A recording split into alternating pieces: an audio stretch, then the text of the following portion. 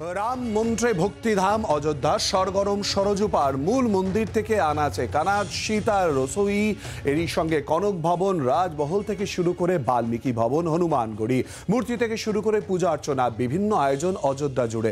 ঠিক কি ছবি জানতে আমরা সরাসরি চলে যাব। এই মুহূর্তে অযোধ্যায় রয়েছে আমাদের প্রতিনিধি রাজীব চক্রবর্তী। রাজীব, আমরা জানি ইতিমধ্যে অযোধ্যা নগরী সেজে উঠেছে সেই আয়োজন এবং তারই সঙ্গে নিরাপত্তার বন্দোবস্ত। ঠিক কি ছবি বিভিন্ন প্রান্তে?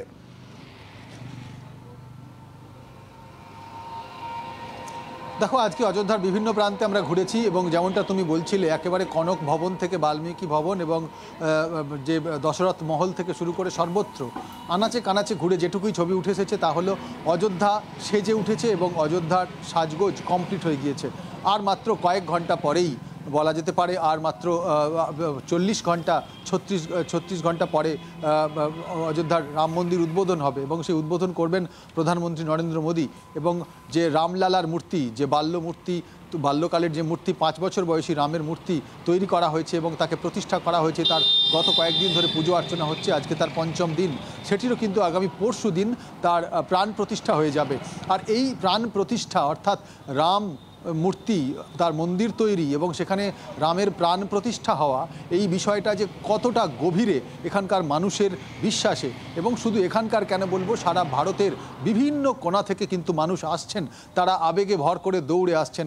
শারীরিকভাবে অক্ষম লোক আমরা দেখেছি, শারীরিকভাবে সক্ষম লোক দেখেছি, নানা বয়সের মানুষ, নানা ধর্মের মানুষ কিন্তু এখানে আসছেন।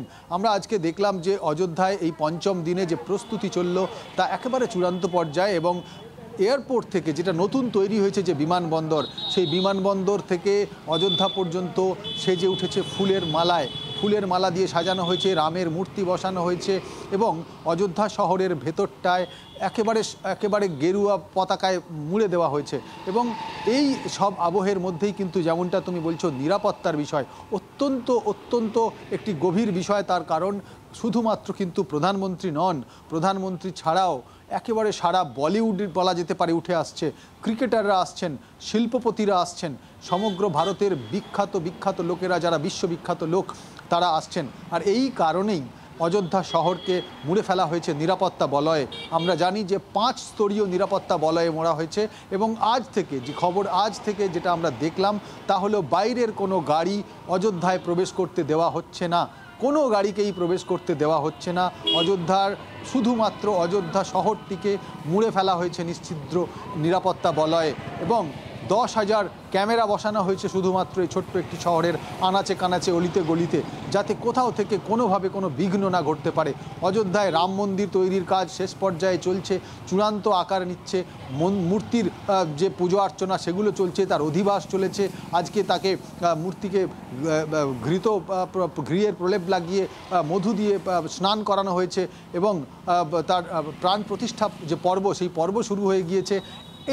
এই ছবিগুলো কিন্তু অযোধ্যা শহরের সব জায়গায় গেলেই বোঝা যাচ্ছে যে মানুষ এইগুলো দেখার জন্য, এগুলোকে অনুভব করার জন্য তারা ছুটে আসছেন এবং সব ধর্মের, সব বয়সের মানুষ আসছেন। আমরা আজকে জৈন ধর্মের যিনি ধর্মগুরু তার সঙ্গেও কথা বলেছি, তিনিও এসেছেন আমন্ত্রণ পেয়ে রাজস্থান থেকে এসেছেন রূপোর পাদুকা নিয়ে। এরকম বহু মানুষ তারা আসছেন এবং এই সাজো রবের মধ্যে কিন্তু আর মাত্র কিছুক্ষণের অপেক্ষা, কয়েক ঘন্টার অপেক্ষা, তারপরেই মন্দিরের উদ্বোধন এবং মূর্তির প্রাণ প্রতিষ্ঠা। বাংলার আওয়াজ, বাঙালির আবেগ, জি 24 ঘন্টা।